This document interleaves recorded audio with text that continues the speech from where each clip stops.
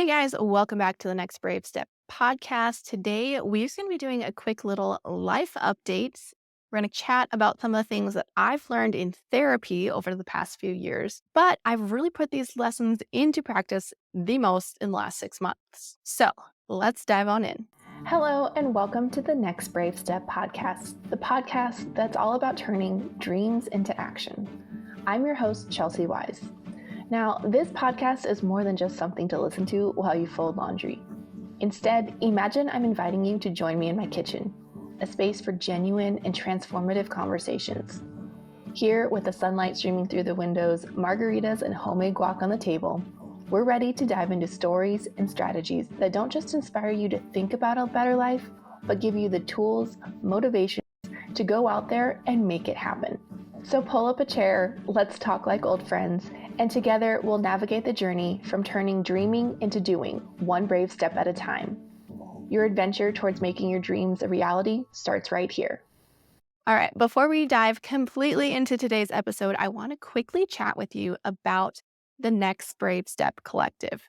If you haven't heard about it, the BraveStep Collective, it is a membership created specifically for female creative entrepreneurs.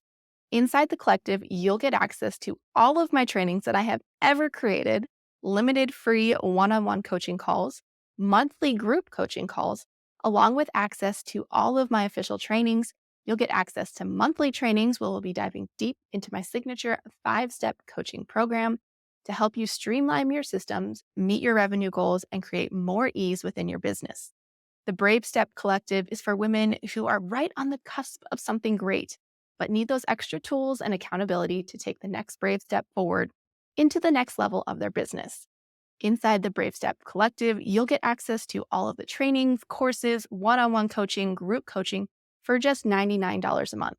And that's a freaking steal when you consider that my blogging course alone is $289 and a single coaching session is $250. If you're ready to join or want to learn more, head over to bravestepcollective.com, or you can find the link in the show notes below. All right, let's dig in. So, as some of you know, and many of you might not, I spent most of 2023 as the Economic Development Director for the city of Tioga. Now, I absolutely loved this job and this role, and I learned so much.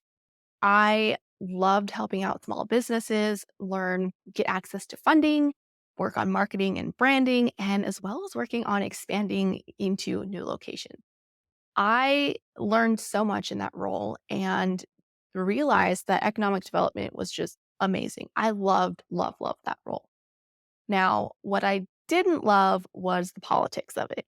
I worked directly for the city, and that meant that I was a government employee. And it was a lot of stress mentally. Also, there was just some things in the office culture that I didn't love.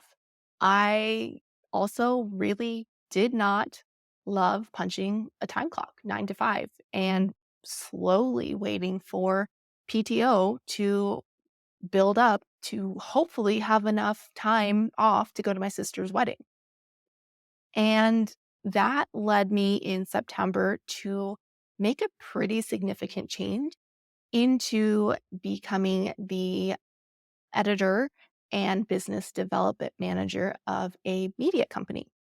Now, that role ended up being pretty short lived for a few different reasons. But in that transition period of going from economic development director to editor, I struggled deeply with what are people going to think? Because in my mind, I perceived this economic development director as this like prestigious, really well respected career. And it is.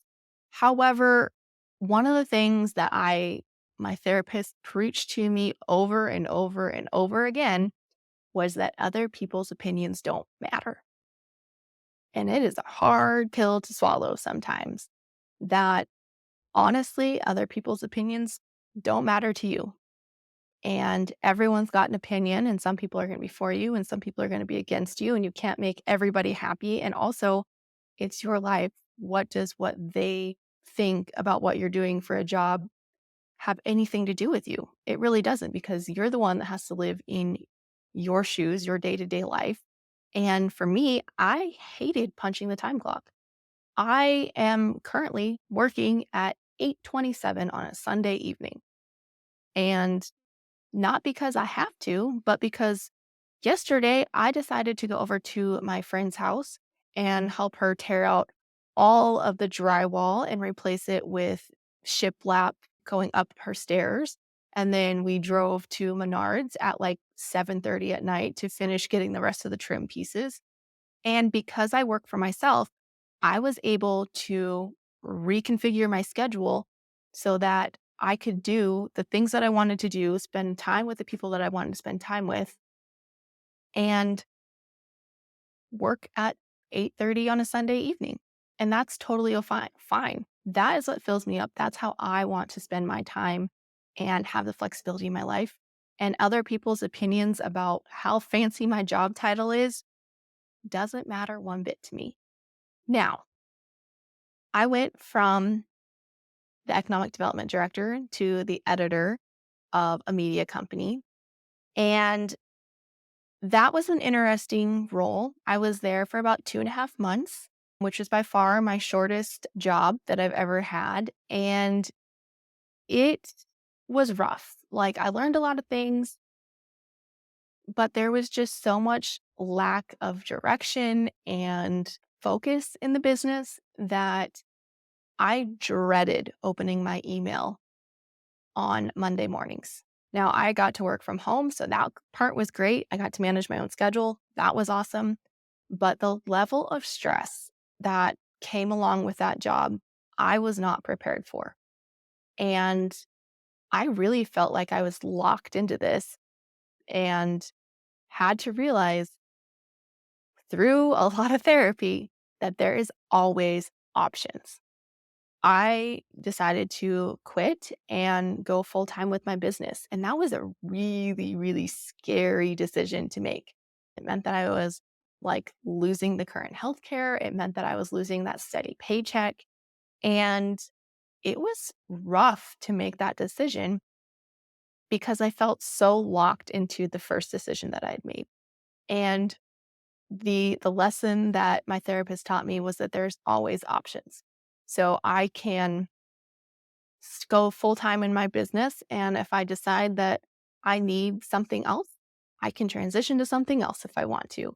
And I think it's so easy for us to look at a situation that we're in life and believe that that's the only option when truly it's not. There is always another option.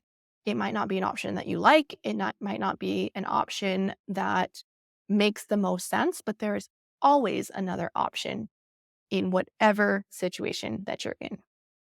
Now, I could have be in my predictable 9 to 5, and that would be just fine.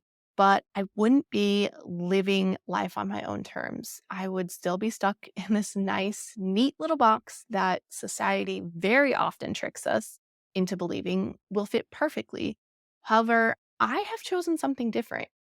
And that is really where the next lesson in therapy has come into play. And that is the fact that we only have one life to live.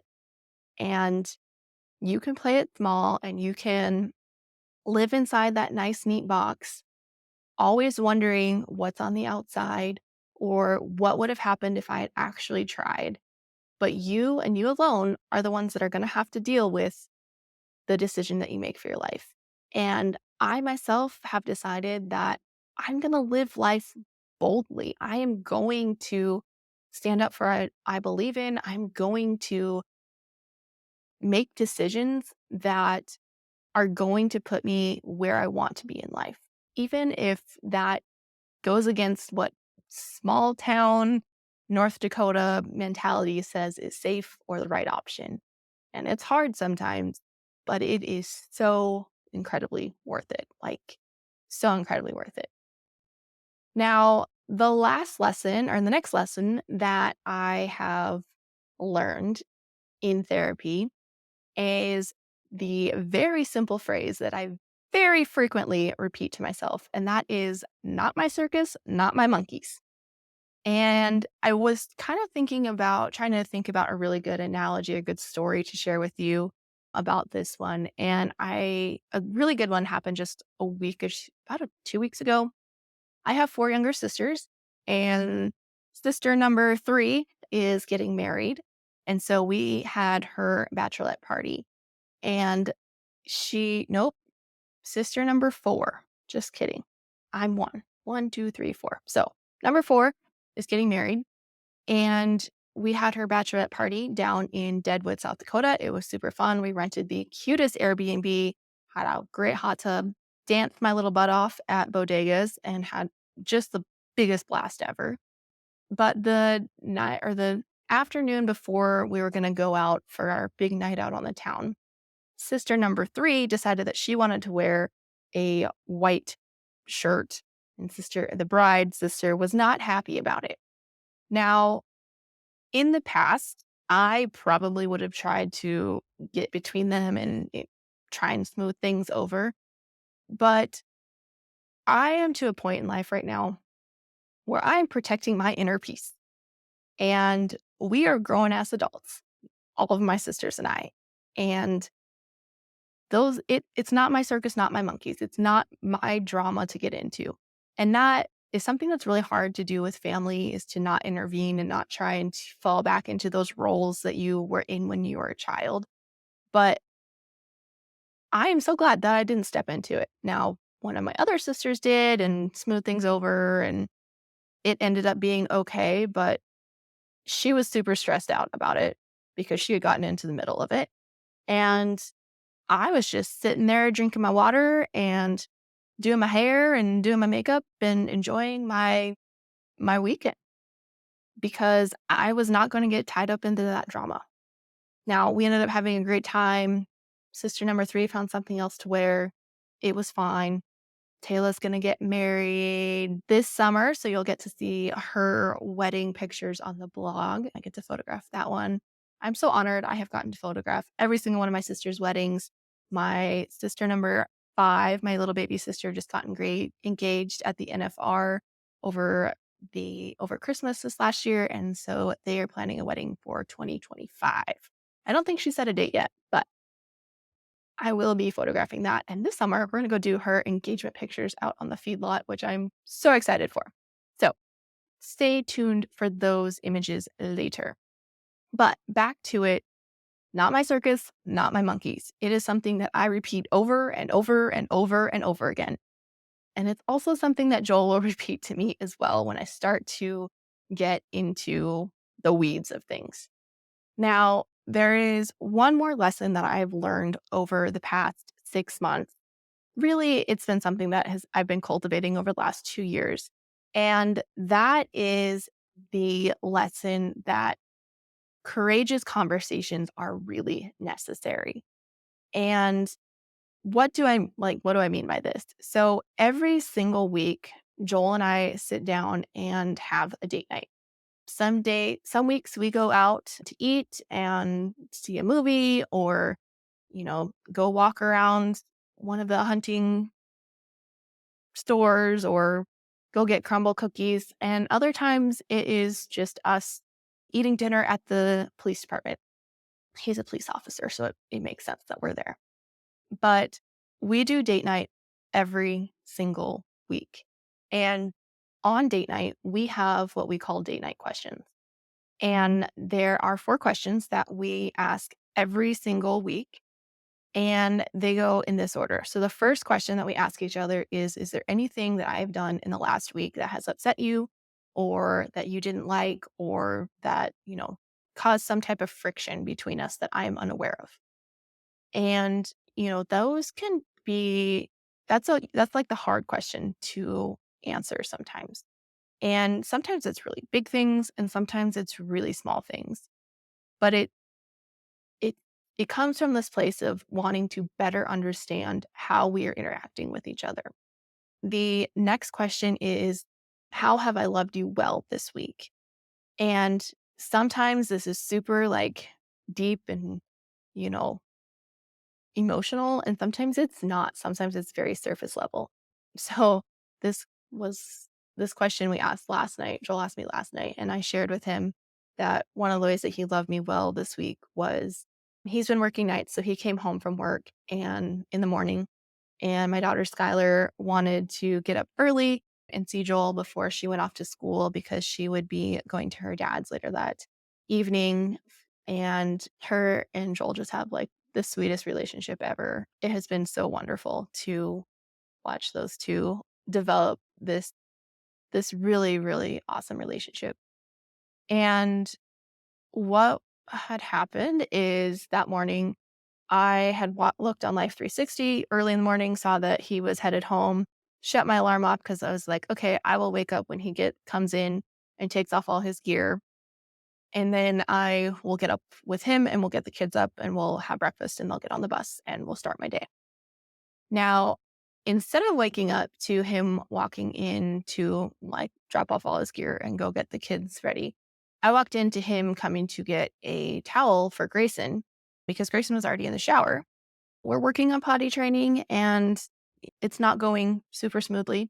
So he had put Grayson in the shower and was coming to get a towel and already had Skylar up and going. And it was so refreshing to have a partner who is willing and active participant in raising kids.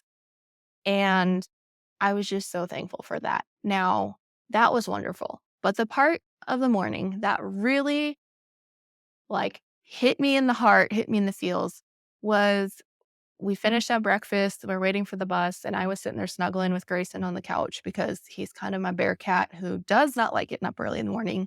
And the only reason that he does is because he gets to snuggle with mom on the couch under the heated blanket while we wait for the bus. So we were doing that. And Skylar had finished eating her pancakes, and Joel had brushed her hair and put it in a ponytail. And Joel started to do dishes, and he stopped doing dishes, and he looked around, and he asked Skylar if she wanted to go have family cuddle time on the couch before school. And she's like, yes. And she like jumps up, and he scoops her up in his arms and comes and sits on the couch next to me and Grayson. And we just sat there and we watched the snow fall as we waited for the bus to come. And so often, like our mornings can be super hectic trying to get everyone like dressed and make sure they've got matching gloves and boots and all the things like out the door. And that morning was like super quiet. And like we just sat there and I don't even know if we all four of us talked, but we all just sat there on the couch and it was awesome. And I got to share that with him during our date night question of like, how did you love me well? To explain to him like how much that really meant to me. And of course he was like, "Oh, it's nothing. Like that's what, being in a relationship should look like and all the things." And then he's like, "Well, I don't have anything like that like emotional to share." He's like, "I liked it when you stacked my butt the other morning when I got out of the shower." Like, and that's kind of how that date night question goes. Is like, how have I loved you well? And when you can articulate to your partner like what it is that they're doing right, it can be super transformative in your relationship. The next question that we ask on date night is there anything going on in your week ahead of you? Basically, it's just like general scheduling stuff. So, at working at the police department, his week to week looks very different. They're really short staffed right now. And so he's covering a lot of on call shifts. So, like, our week schedule just looks different. We always try and set which date we're going to do or which day we will do date night the week before. And then the last question that we ask is, how can I love you well this week?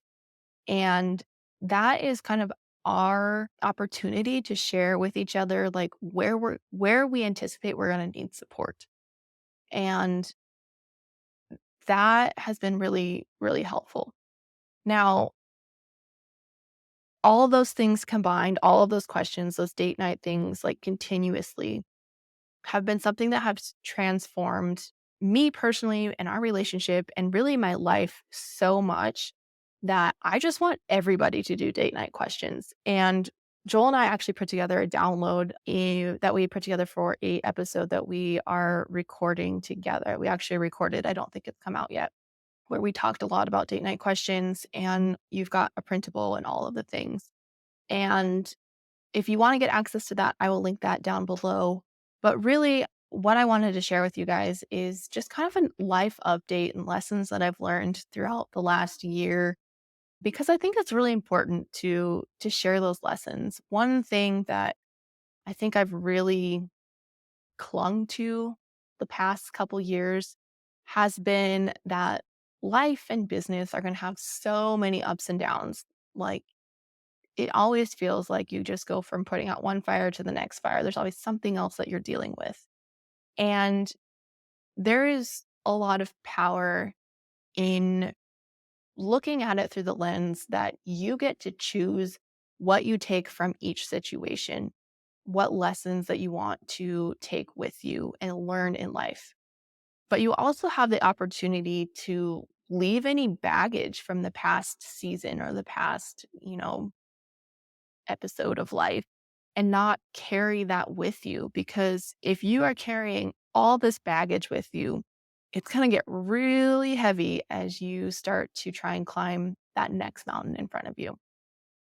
So, my hope for you today is that you will, you know, learn some of these lessons that I learned in therapy and think about them. And I hope that you try date night questions and all the things. So, again, the lessons that we kind of talked about were other people's opinions are none of your damn business. You always have another option. You only have one life, so live it bravely. Not my circus, not my monkeys. And courageous conversations lead to the biggest transformations. So I hope that you enjoyed this episode. It was a little bit more candid, and I think I enjoyed it. I hope you enjoyed it too. If you like this episode, want to hear more like this, drop a comment or review. I would love to hear your feedback on the show this season. We've got a lot of really great guests lined up. If you would like to be a guest on the podcast or know someone that you think should be a guest on the podcast, you can head over to the link below in the show notes and send in a nomination, whether you're nominating yourself or you're nominating someone else. I'd love to have more guests on the show. Like I said, we've got a really great lineup ahead of us, and I cannot wait for you to hear some of the amazing stories of transformation and brave steps that others are taking in their business and in their life. So that is it for today. I will see you in the next episode. That's it. I love you guys. Bye. That wraps up today's episode of The Next Brave Step. I've truly enjoyed having you join me on this journey. Here at The Next Brave Step, we don't just talk about our dreams, we take bold actions towards them every day. Stay connected by hitting that subscribe button and dive even deeper with us by becoming part of the Next Brave Step Insiders group on Facebook. Let the insights and energy from today's conversation ignite your next brave step forward. Remember, every small step is a vital part of your incredible journey. So get out there and take that next step forward. You're never alone. I'll be right here cheering you on. I'll see you in the next episode.